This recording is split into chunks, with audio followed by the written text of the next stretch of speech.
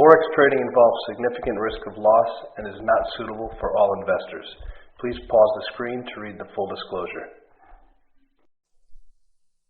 Hello, thank you for joining us. My name is Ari Estrada, President of FXCEM, and this video presentation is on finding the right broker. First thing we want to look at when deciding on a broker is location. We want to see if they're in our country or if we feel comfortable opening an account in other countries. So whether you're in the U.S. and you prefer to deal with a U.S.-based broker, or you prefer to deal with a broker that's not regulated by the NFA, say by the FSA in the UK, then this is where location is going to be very, very important. Registration is going to be something that may be important to some people, and for others they could really care less. So be sure you're comfortable with who your broker is registered with and if they're registered or not at all. Languages. Make sure that the language you're most comfortable in is what you see on the platform, because the last thing we need to do before a trade is doing any kind of translating. There's brokers that offer English, Spanish, French, Russian, and others, such as Japanese and some other languages. So please, language is very important because we want to make trading as comfortable for you as possible. Account minimums. Certain brokers don't give all clients the same type of service. It usually does depend on deposit size. So please be aware of this and know what brokers do for certain kinds of deposits and how they treat those types of clients. Some have micro accounts that don't allow them to actually call in, while others allow micro accounts and they can call in and they get the same level of service. Some actually don't give you certain tools when you have under a certain deposit size.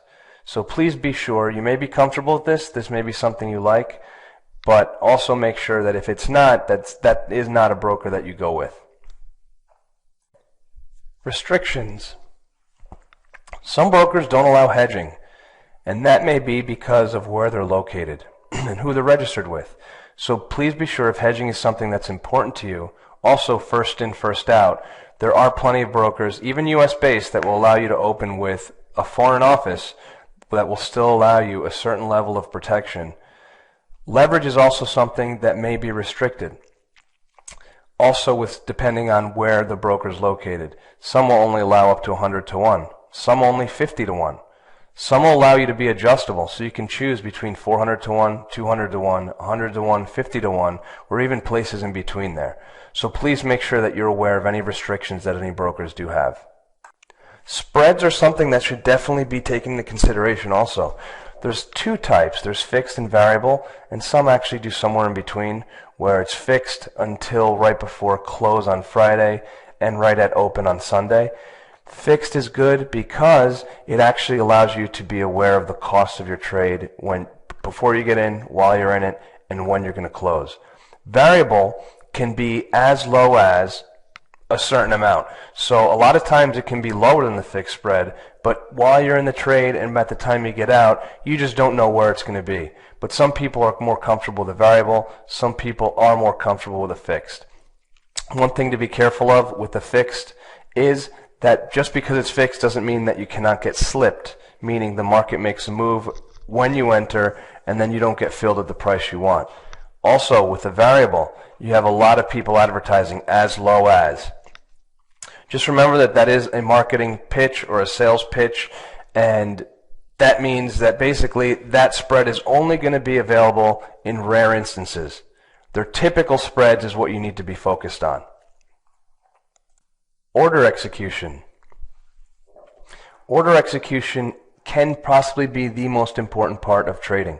So whether it's a dealing desk or whether it's a non-dealing desk, one thing that you need to keep in mind is that eventually your order does hit some kind of a desk.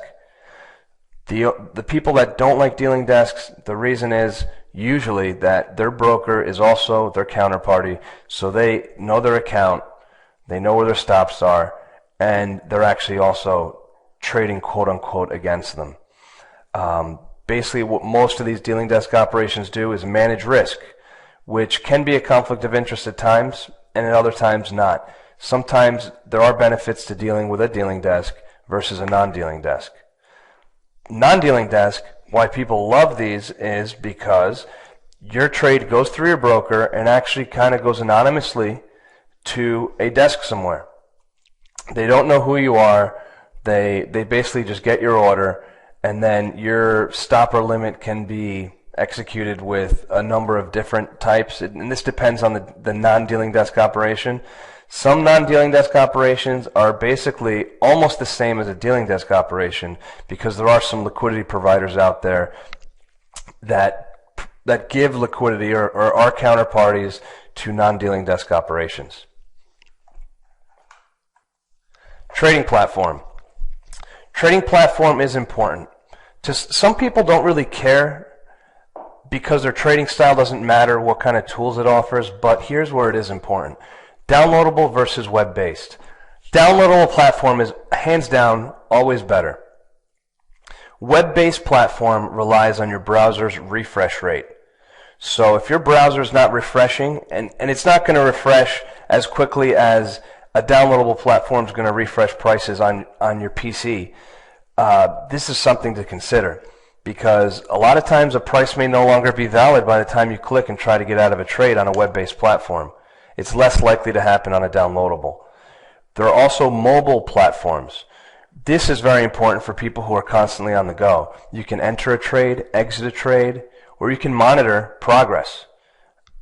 Charting. There's some platforms that offer beautiful charting, and there's some, to be quite honest, that are just awful.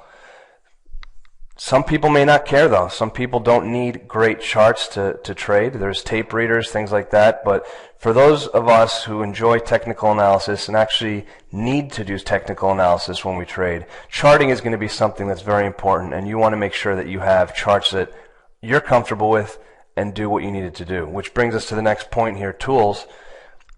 Some of you may use Fibonacci, so you may have to have customizable levels. That's very important. Also, you may want some drawing tools. You may want color modifications on there. Please make sure that what you need, what you require to be the best at what you can be, is going to be offered by the broker and the platform at that broker. Some platforms also offer news. So if that's something that you need when you're trading or you prefer, please make sure that you take that into consideration as well. Automation. This is something that has grown in the last few years. A lot of people are using EAs and other programs such as Excel spreadsheets. They could be used to either enter trade, exit trade, or monitor execution, monitor orders that you enter manually. Very customizable. They can do so many things, but please make sure that what you're comfortable using or what you want to use is offered by your broker. Thank you all for joining us. Our website is www.fxcem.com. If you'd like to see a little more about what we do, we're more than happy to speak with you or answer any questions that you have based on the videos you've seen or anything regarding Forex. Our phone number is 888-345-9120. Our email is admin@fxcem.com.